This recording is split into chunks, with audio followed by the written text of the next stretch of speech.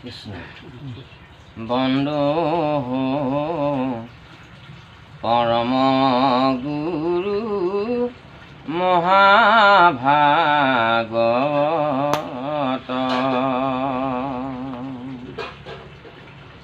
বন্ধু পৰম গুৰু মহাভাগৱত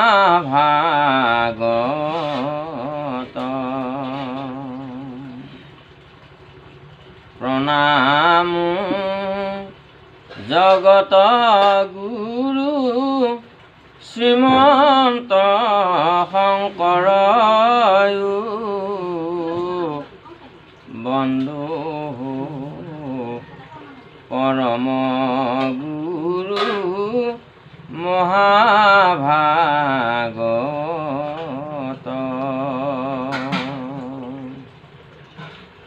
প্ৰণাম জগত গুৰু শ্ৰীমন্ত শংকৰ বন্ধু পৰম গুৰু মহাভাগৱত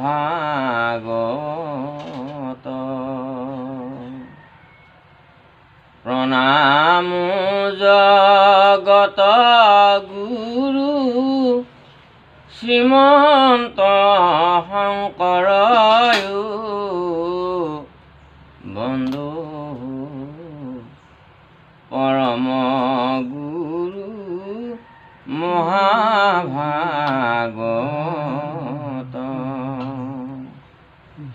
বন্ধু পৰম গুৰু মহাভাগৱত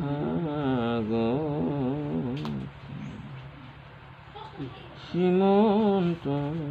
শংকৰ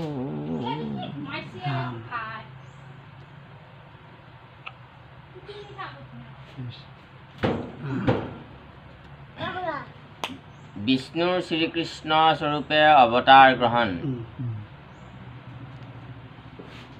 এ পাছে দৈৱকীক মাতিলন্ত দেৱগণে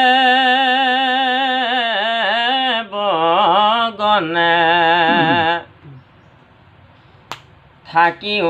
মাও ভয় নকৰিবা মনে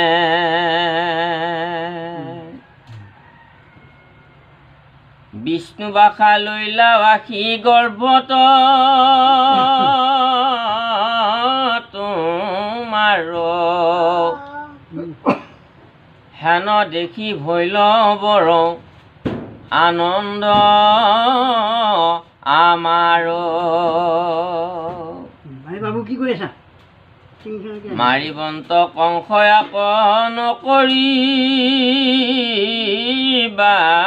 ভয় ৰাখিবন্ত যদু বংশ তোমাৰ তনয় দেৱকীক বুলি হেন আশা বচন আপোনথা নকলৰি গৈলা দেৱগণ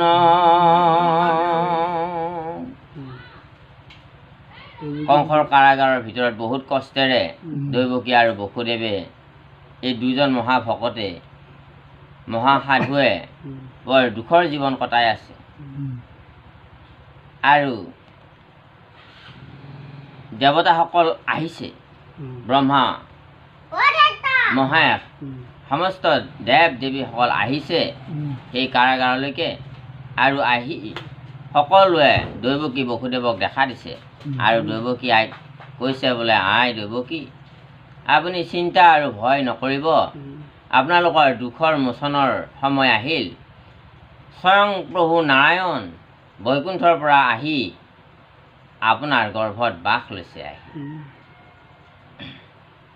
এই বুলি দেৱতাসকলে আশ্বাস বচন দি নিৰ্ভয় বচন দি তেওঁলোক গুচি গ'ল এ ৰাম এই শুক নিগদতি শুনি কপ পোষিত এই ৰোহিণী নক্ষত্ৰ যেবে ভৈলয়ো উপস্থিত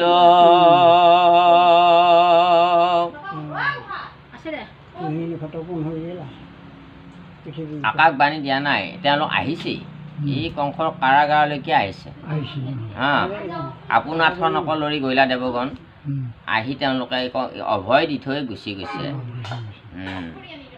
আকাশবাণী দিছিল সেই দৈৱকীক ৰথত তুলি লৈ যাওঁতে আকাশবাণী সেই দৈৱকীক ৰথত তুলি লৈ যাওঁতেহে দিছিলে এইবাৰ দেৱতাসকলে কিন্তু ডাইৰেক্ট আহিছে কংসৰ কাৰাগাৰত এ ৰাম ৰাম পৰম শোভন কাল ভৈলসী বেলাত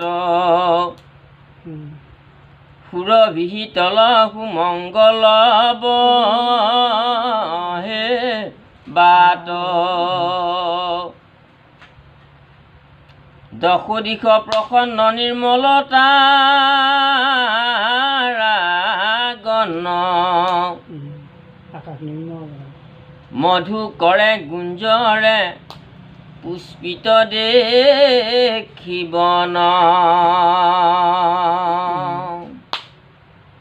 আৰু যেতিয়া নেকি ৰোহিণী নক্ষত্ৰ উপস্থিত হ'ল আহি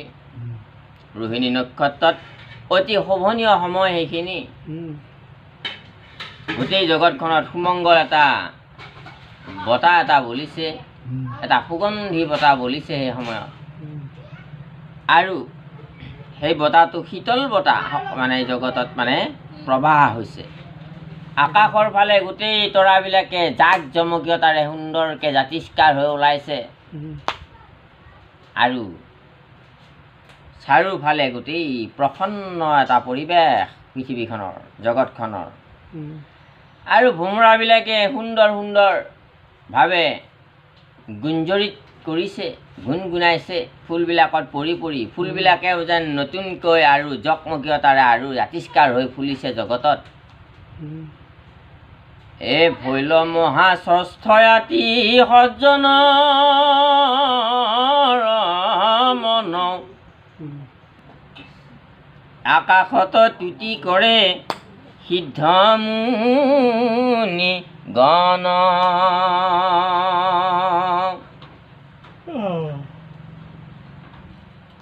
অসংখ্যাত দুন্দুভি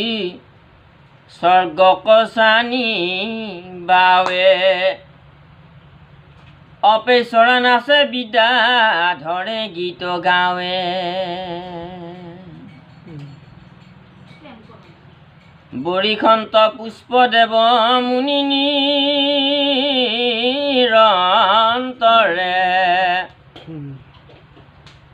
সাগৰৰ লগত গৰ্জন্ত জলধৰে আৰু সেই সময়ত নদী নদবিলাক গোটেই প্ৰসন্ন হৈ বৈ আছে আৰু অপেচৰাসকলে বিদ্যাধৰ নাচিছে বিদ্যাধৰসকলে গীত গাইছে সৰগত থাকি সৰগৰ পৰা পুষ্প বৰিখন কৰিছে সেই দৈৱকীৰ গৰ্ভলৈকে সাগৰৰ লগত গৰ্জন কৰিছে সাগৰে মানে ভগৱান আহি পৃথিৱীত জন্ম হ'ব আনন্দতে সাগৰেও মানে কিছু গম্ভীৰতা দেখুৱাইছে এনেকৈ এটা সুমংগল পৰিৱেশ এটা জগতখনত বিৰাজ কৰিছে গতিকে এই প্ৰকৃতিয়েও কিছুমান আমাক নানান ধৰণৰ ভাল দিন আৰু বেয়া দিনৰ কিছু ইংগিত আমাক দিয়ে ঘৰখনলৈ যদি এটা ভাল সন্তান আহিল তেনেহ'লে এই ঘৰখনত এই সন্তানটো জন্মৰ সময়ত কিছুমান সুমংগল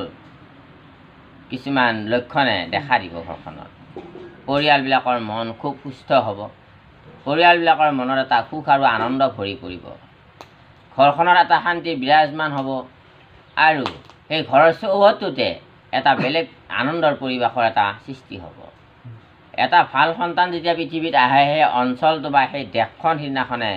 এনে এটা পৰিৱেশ সৃষ্টি হৈ যাব পাৰে যিটো নেকি বৰ সুমংগল পৰিৱেশ গতিকে ভগৱান যেতিয়া নেকি পৰম ব্ৰহ্ম আহিলে গতিকে এই সুন্দৰ পৰিৱেশে বিৰাজমান কৰিছে এনেকৈ মধ্যৰাতি আতি অন্ধকাৰ ভৈল চন্ন সেই সময়ত উপজিলা নাৰায়ণ।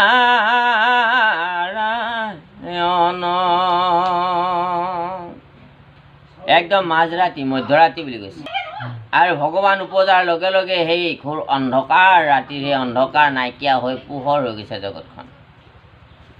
মহাপুৰুষ শ্ৰীমন্ত শংকৰদেৱ গুৰুজনা যেতিয়া নেকি পৃথিৱীত জন্ম হৈছিলে সিদিনাখনে শতিকাৰ গৃহটো চাৰিওফালে একদম মানে নীলা এটা বিজুলীৰ দৰে ৰশ্মিৰে গোটেই আলোকিত হৈ পোহৰ হৈ আছিল বুলি বৰচৰিত গুৰুচৰিত এইবিলাকত লিখা আছে। গতিকে মহাপুৰুষ শ্ৰীমন্ত শংকৰদেৱ গুৰুজনাও জন্মৰ সময়ত বহুত কিছুমান সুশোভিত আৰু বৰ সুন্দৰ সুন্দৰ কিছুমান বাতাবৰণ সৃষ্টি হৈছিলে। গতিকে ভগৱান সেই কৃষ্ণই আখিলা শংকৰ নাম ধৰি, গতিকে সেই মহাকৃষ্ণয়ে শংকৰ নাম লৈ পৃথিৱীত আহিছে। তেওঁ জন্ম হোৱাৰ পিছতে সেই শতিকাৰ গৃহটি এটা সুন্দৰ পৰিৱেশেৰে এটা আলোকিত হৈছিলে। আৰু কোৱা হয় তাত দেৱতাসকলো আহি সেই পৰমেশ্বৰ শংকৰদেৱক, তেতিয়াতো শংকৰদেৱ হোৱা নাই, শংকৰ গণনাই হোৱা নাই যেনিবা, গতিকে আহি দেৱতাসকলে তেনেকৈ ভগৱান কৃষ্ণক যেনেকৈ দৈৱকীক যেনেকৈ আশ্বাস দি গ'ল, ভগৱান কৃষ্ণক যেনেকুৱাকৈ জন্ম হোৱাৰ সময়ত পুষ্পবৃষ্টি কৰিলে, আকাশত বিদ্যাধৰবিলাকে গীত গালে, অপেশ্বৰীসকলে নাচিলে, এই যিটো আনন্দৰ পৰিৱেশ হৈছে মহাপুৰুষ শ্ৰীমন্ত শংকৰদেৱ গুৰুজনা জন্ম হোৱাটো সময়তো এই একেই কিছুমান পৰিৱেশ এই জগতত মানে হৈছে। এই কথাটো বৰচৰিত আৰু গুৰুচৰিত শাস্ত্ৰত লিখা আছে।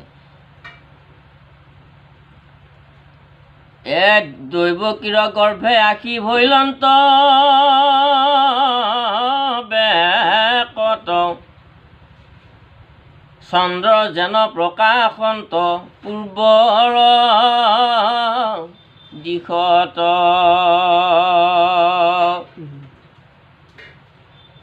কমল লোচন চাৰি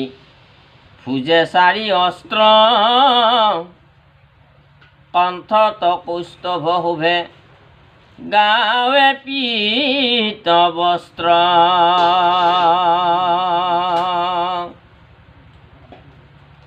অমূল্য কীৰ্তি ৰত্ন গণে পাৰে জিকি তাৰে ৰশ্মিকে খচই দেখিছি কিমিকি মকৰ কুণ্ডলে সুমণ্ডিত দুই কৰ্ণ সুন্দৰ শৰীৰ মেঘ সমশ্যাম বৰ্ণ। ভগৱান কৃষ্ণ যে পৃথিৱীত আহি উপজিলে, আহি জন্ম ল'লে, এনেকুৱা হ'ল যেন পূবফালৰ পৰা যেন সূৰ্যটোহে আহি উদয় হ'ল। চাৰিওফালে এটা চন্দ্ৰৰ ৰশ্মিৰ দৰে চাৰিওফালে এটা সুন্দৰ সেনেকুৱা পোহৰ বাতাবৰণৰ সৃষ্টি হ'ল জগতত। আৰু ভগৱানে যেতিয়া উপজিছে তেতিয়াই তেওঁ পদুম ফুলৰ নিচিনা চকুজুৰি চাৰিখন হাতেৰে জন্ম হৈছে, চাৰিখন হাতত চাৰি অস্ত্ৰ লৈ আহিছে, কণ্ঠত কৌস্তভমণি আছে, অতি শোভা কৰে, আৰু হালধীয়া বস্ত্ৰ পৰিধান কৰা, হালধীয়া পাতৰ বস্ত্ৰ পৰিধান কৰা, অমূল্য কীৰ্তি ৰত্ন আদিবিলাকে অলংকাৰবিলাক লগত আহিছে। সেই অলংকাৰবিলাকে চিকিমিকি কৰে, তিৰিমিৰি কৰে, চিকমিক বাজে, আৰু মকৰ কুণ্ডল পিন্ধা এই কাণ দুখন ইমান সুশোভিত, আৰু গোটেই শৰীৰটো অতি সুন্দৰ শ্যাম বৰ্ণৰ। হিয়াতচি বৎস পান্তি গলে বনমালা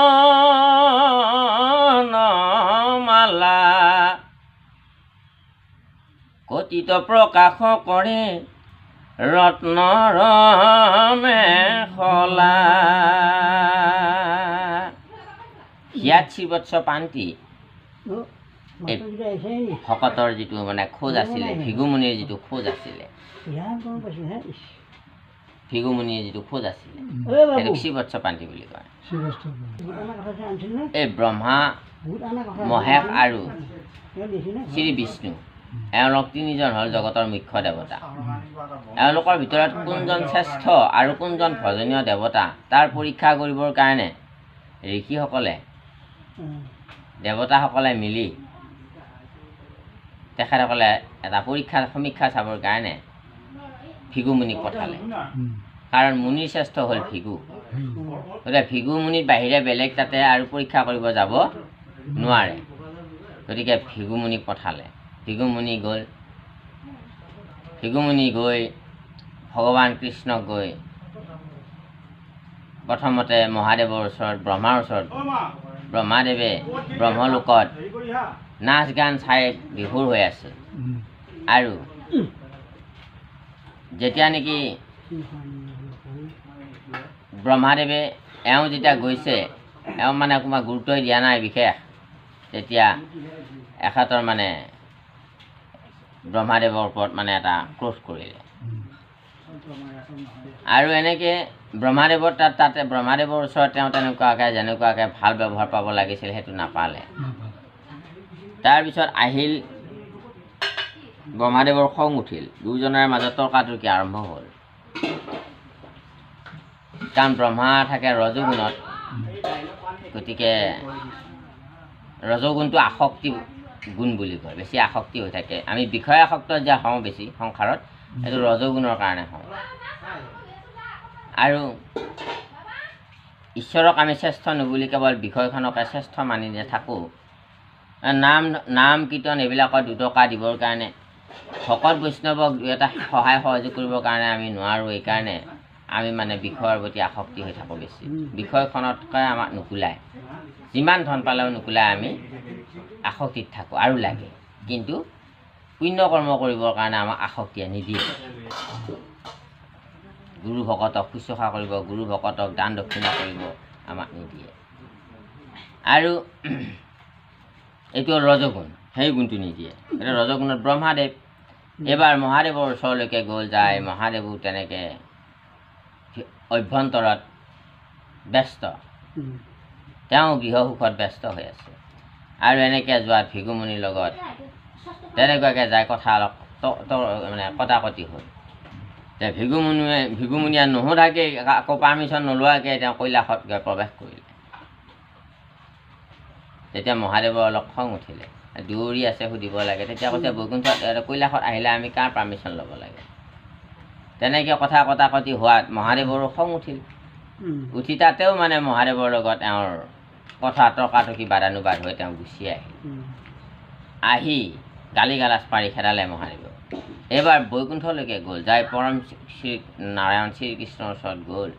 আৰু গৈ ভগৱান শুই আছে আৰু গৈয়ে বুকুতে এটা গোৰ মাৰি দিলে লাঠি মাৰি দিলে সেই গোৰটো মাৰি দিওঁতে ভগৱান কৃষ্ণ কি বুলি ক'লে ৰাম ৰাম ৰাম সাৰ পালে আৰু দেখিলে কি ভিগুমুনি হে প্ৰভু এই ভকতৰ খোজ ব্ৰাহ্মণৰ খোজ ব্ৰহ্মক জানন্তী ব্ৰাহ্মণ যিয়ে ব্ৰহ্ম উপাসনা কৰে তেওঁক ব্ৰাহ্মণ বুলি কয় গতিকে ভকতৰ বা ভকত ব্ৰাহ্মণ একেই গতিকে এই ভকতক খোজ আজি ভকতৰে কোমল ভৰি দুখনত বৰ দুখ পালেও দেখি কেনেবাকৈ মোৰ হৃদয়তে লাগিল এই কঠিন হৃদয়খনত লাগিল ভকতৰ খোজটো কিবাকৈ ভৰিখন ভকতজনে বৰ কষ্ট পালে নেকি বুলি ক্ষমা খুজিলে আপুনি মোৰ হিয়াত আপোনাৰ এই কোমল এই কঠিন হিয়াত আপোনাৰ সেই কোমল ভৰিখন লাগি আপুনি নিশ্চয় কিবা দুখ পালে কিজানি প্ৰভু মোক ক্ষমা কৰিব গতিকে সুন্দৰ আলাপ আলোচনা হ'ল আৰু ওলোটাই গোৰ মাৰাজনকহে ক্ষমা বিচাৰিলে গতিকে তেতিয়া তেওঁ আহি সেই দেৱলোকত আহি গোটেই গ'লে আহি এই ঘটনাখিনি যে ভজনীয় দেৱতা আচলতে কৃষ্ণই হয় গৰু মাৰা স্বত্তেও তেওঁ প্ৰতিশোধ নলোৱাকৈ আমাৰ কি কৰিলোঁ আমাৰ লেখীয়াবিলাকে কি কৰিব খেত যদি ধোৱা গতিকে সেইটোকে শ্ৰীবৎস পান্তি বুলি কয়। সেই খোজটো ভকতৰ খোজ আছিল কাৰণে ভগৱানে হৃদয়ত সেই খোজটো ৰাখি থ'লে। সেইকাৰণে ভগৱানৰ এই অকণমান বুকুত অকণমান বগা নোম আছে, আৰু সেই বগা নোমখিনিকে সেইটো ভকতৰ খোজ বুলি ধৰা হয়, আৰু ইয়াৰ শাস্ত্ৰত শ্ৰীবৎস পান্তি বুলি কয়। আৰু সেই শ্ৰীবৎস পান্তিৰ লগতে গলত বনমালা পিন্ধা, আঁঠুতললৈকে অহা সুন্দৰ বনমালা পিন্ধা, পদুম ফুলৰ মালা, আৰু অতি প্ৰকাশ কৰে ৰত্নৰ মেখেলা, অৰ্থাৎ এই ধুতিখনৰ ওপৰত এখন কাপোৰ যে মাৰে সেইখনক মেখেলা বুলি কয়। এ কেউৰ কংকনে কৰে কৰত দীপিতি, পাদ পদ্ম দুখানি কওঁ দেখন্তে ত্ৰিপিতি, ৰত্নময় নুপুৰে কৰন্তই আছে ঘোষ, যাক মনে ধৰি পাৱে ভকতে সন্তোষ, শৰীৰৰ জ্যোতি সুতি গৃহ প্ৰকাশন্ত,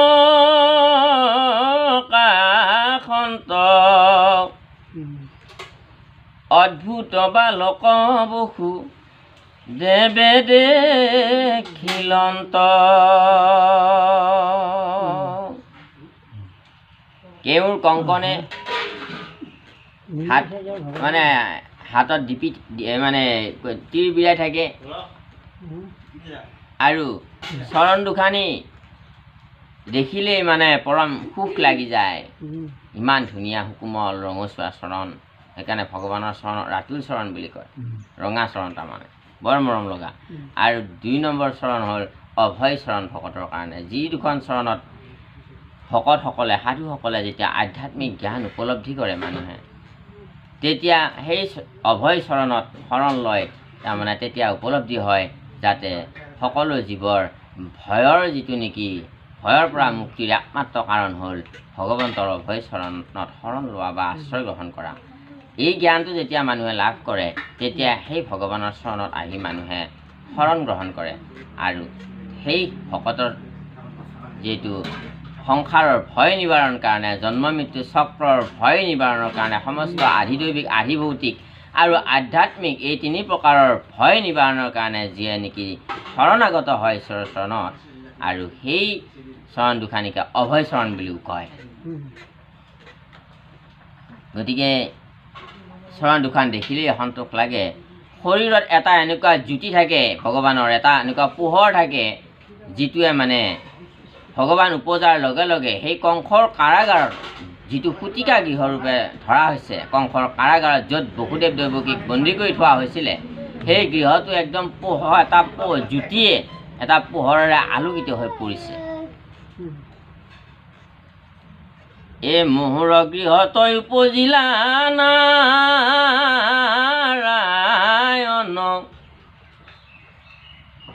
পৰম বিস্ময় ভৈল তব নয়ন,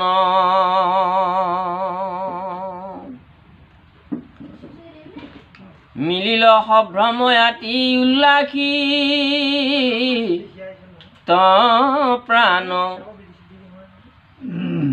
আঠে বেঠে শপতে কৰিলা মনে স্নান, কৃষ্ণৰ জন্মত পাইলা মহায়ানন্দ, অযুতেক ধেনু মনে দিলা ব্ৰাহ্মণক,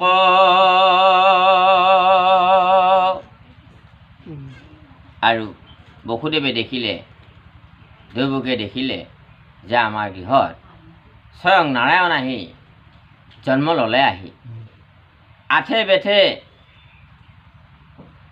অতি মনৰ আনন্দত তেখেতসকলে দুয়োজনে স্নান কৰিছে, মনেৰে স্নান কৰিছে। এতিয়া তেখেতসকলকতো বন্দী কৰা আছে, হাতে ভৰিয়ে নিহন লগোৱা আছে, ইফালে বাহিৰত 7খন দৰ্জা লোহাৰ দুৱাৰ তাতে তলা লগা আছে অসংখ্য প্ৰহৰীয়ে কাঢ়া পহৰা দি আছে গতিকে তাৰে মাজত ভগৱান কৃষ্ণ জন্ম হৈছে কোনো গমেই পোৱা নাই